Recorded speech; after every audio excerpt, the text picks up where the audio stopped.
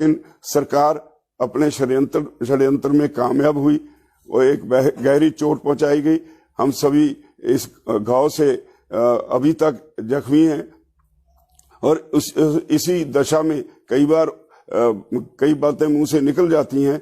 मैं समझता हूं मेरे सारे भाई हैं हरियाणा वाले, वो मेरी इस बात को समझते हुए मेरी इस स्थिति को समझते हुए दोबारा इस आंदोलन में गांव-गांव में प्रचार करके लोगों को इसमें और तेजी से, पहले से भी ज्यादा जोर से इसमें शमूलियत करें ताकि सरकार अपने षड्यंत्र में कामयाब ना हो सके।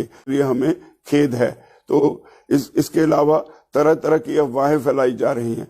किसान आंदोलन किसानों का है और किसानों के भविष्य की बात है और इसमें कुछ स्पीचेस हमारी, उसमें एक एक लाइन उठा के हरियाणा में हमारे भाइयों को भड़काया जा रहा है। मेरा कतई इसमें कोई ऐसी मंशा नहीं थी, क्योंकि मैंने 1978 से हरियाणा में यूनियन खड़ी करने के लिए सबसे पहले रिसालदार बलबीर सिंह, मास्टर केरी सिंह, मांगेराम मलिक जैसे जो किसान लीडर्स थे जो अब दुनिया में नहीं है, उनके साथ मैंने काम किया और हरियाणा में किसान संगठन खड़ा किया।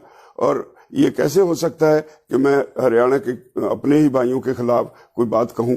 मेरा ऐसा कोई कतई मंशा नहीं। हाँ, कई बार अपने बच्चों को समझाने के लिए कुछ कहना पड़ता है। इसका मतलब ये नहीं कि हम उनके खिलाफ हैं या हरियाणवी भाइयों के खिलाफ हैं। मैं फिर भी अगर किसी भाई को इससे दुख हुआ, उसके लिए मैं खेद प्रकट करता हूं, लेकिन मैं एक अपील करता हूं। ये आंदोलन बहुत तेजी से आगे बढ़ रहा है और ये इससे हमारी भविष्य की किस्मत जुड़ी हुई है। इसलिए मेरी निवेदन है, ये बातें सब भुला के, अगर आपको कष्ट हुआ उसकी क्षमा करके सभी दोबारा फिर इस आंदोलन में उसी जोशो खरोश से शामिल हों जैसे पहले हरियाणा और पंजाब दोनों भाई इकट्ठे अलग अलग बॉर्डर्स पे बैठे थे। यूपी वाले अपनी जगह बैठे थे, उत्तराखंड के लोग बैठे थे, मध्य प्रदेश के लोग बैठे थे, महाराष्ट्र के लोग बैठे थे, सभी देश के अलग अलग राज्यों से लोग बैठे थे। लेकिन पंजाब और हरियाणा की संख्या सबसे ज्यादा सी और ये पंजाब और हरियाणा ही ये इस आंदोलन के साथ देश की किस्मत बदलने वाला था। लेकिन सरकार अपने षड्यंत्र में कामयाब हुई। वो एक गहरी चोट पहुंचाई गई।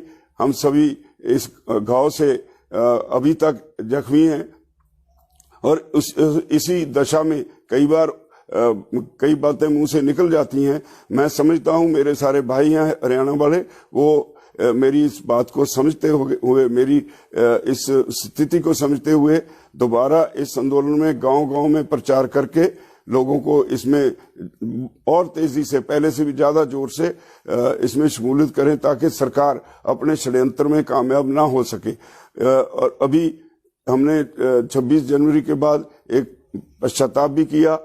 आज हम सद्भावना यात्रा निकालने वाले हैं तिरंगे के सत्कार के लिए, सभी मिलके सिंघू बॉर्डर पे। और इसी तरह अगला प्रोग्राम 30 जनवरी को गांधी जी के शहीदी दिन पे एक दिन का सारी लीडरशिप अनशन करेगी। और 1 जनवरी का प्रोग्राम फिलहाल इसीलिए क्योंकि कन्फ्रंटेशन का माहौल सरकार बना रही है, इसीलिए हमने पोस्टपोन कर दिया है। तो मेरी सभी भाइयों से निवेदन है, मेरी इस बात को गंभीरता से लें। आंदोलन बहुत बड़ा है। आंदोलन आपके भविष्य का, आपके बच्चों का, आपके परिवारों का, उन सब के लिए है और उनके भविष्य को तय करेगा। इसलिए ये छोटी बातें, मैं बहुत छोटा आदमी हूं आंदोलन के मुकाबले। अगर किसी को दुख हुआ है तो मेरी बातों से नाराज होके आंदोलन को मत बिगाड़ें, आंदोलन को उसी सतर पर फिर लेके आए। मैं उम्मीद करता हूं कि सभी भाई मेरी इस बात को जरूर मानेंगे। धन्यवाद।